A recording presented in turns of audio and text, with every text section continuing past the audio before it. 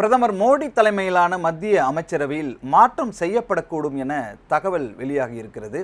மத்திய சிறுபான்மை நலன் மீன்வளத்துறை இணை அமைச்சராக இருந்த கேரளாவைச் சேர்ந்த மூத்த பாஜக தலைவர் குரியன் ராஜ்யசபா பதவிக்காலம் முடிவடைந்தது. அவருக்கு மீண்டும் ராஜ்யசபா எம்பி வாய்ப்பு தரப்படவில்லை. இதனால் மத்திய அமைச்சர் பதவியை குரியன் ராஜினாமா செய்தார். அவரது ராஜினாமாவை குடியரசுத் தலைவர் திரௌபதி முர்மு உடனடியாக ஏற்றுக்கொண்டார்.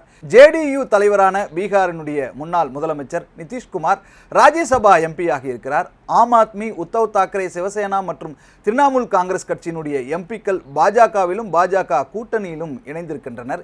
இந்த நிலையில் கடந்த 2 நாட்களுக்கு முன்னர் குடியரசுத் தலைவர் திரௌபதி முர்முவை பிரதமர் நரேந்திர மோடி சந்தித்து பேசினார். அவரை தொடர்ந்து மத்திய உள்துறை அமைச்சர் அமித்ஷாவும் குடியரசுத் தலைவர் திரௌபதி முர்முவை சந்தித்து பேசினார். இதனை அடுத்தே மத்திய அமைச்சரவையில் மாற்றம் உறுதி என்கின்றன டெல்லி தகவல்கள். தற்போதைய தகவல்களின்படி மத்திய நிதியமைச்சர் நிர்மலா சீதாராமன் அந்த துறையில் இருந்து விடுவிக்கப்படுவார் என்று கூறப்படுகிறது.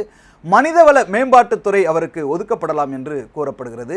ரிசர்வ் வங்கியினுடைய முன்னாள் ஆளுநரும் பிரதமர் மோடியினுடைய செயலாளருமான தமிழக கேடர் IAS அதிகாரி சக்தி காந்ததாஸ் மத்திய நிதி அமைச்சராக கூடும் என்று கூறப்படுகிறது. நீட் உள்ளிட்ட நுழைவுத் தேர்வு வினாத்தாள் சர்ச்சையில் சிக்கிய கல்வி அமைச்சர் தர்மேந்திர பிரதான், அமெரிக்காவினுடைய எப்ஸ்டைன் ஃபைல் சர்ச்சையில் சிக்கிய மத்திய பெட்ரோலியத்துறை அமைச்சர் ஹர்தீப் சிங் பூரி ஆகியோர் அமைச்சரவையிலிருந்து நீக்கப்படலாம் என்றும் கூறப்படுகிறது.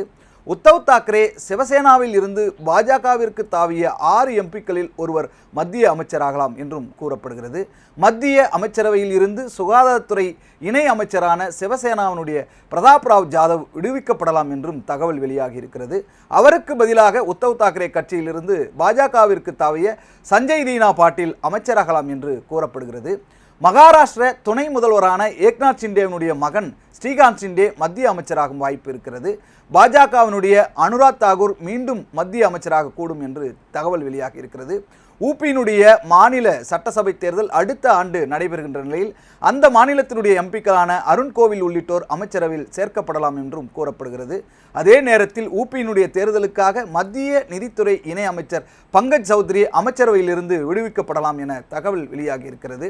ஆம் ஆத்மியிலிருந்து பாஜகவிற்கு கூண்டோடு தாவியதற்காக ராகவ் சத்தா அல்லது அசோக் மிட்டலுக்கு மத்திய அமைச்சர் பதவி கிடைக்கும். பீகாரினுடைய முன்னாள் முதல்வரான நிதிஷ்குமாரும் மத்திய அமைச்சராகும் சாத்தியங்கள் இருக்கின்றன. மின்வாரிய அமைச்சர் மனோகர் லால் கட்டாரினுடைய அமைச்சர் பதவி பறிபோகலாம் என்றும் கூறப்படுகிறது. மம்தா பானர்ஜிக்கு எதிராக அந்த கட்சியை விட்டு வெளியேறி திரிபுரா மாநில கட்சியில் இணைந்த 20 எம்பிக்களில் சிலருக்கு மத்திய அமைச்சர் பதவி, இணை அமைச்சர் பதவிகள் கிடைக்கலாம் என்றும் கூறப்படுகிறது.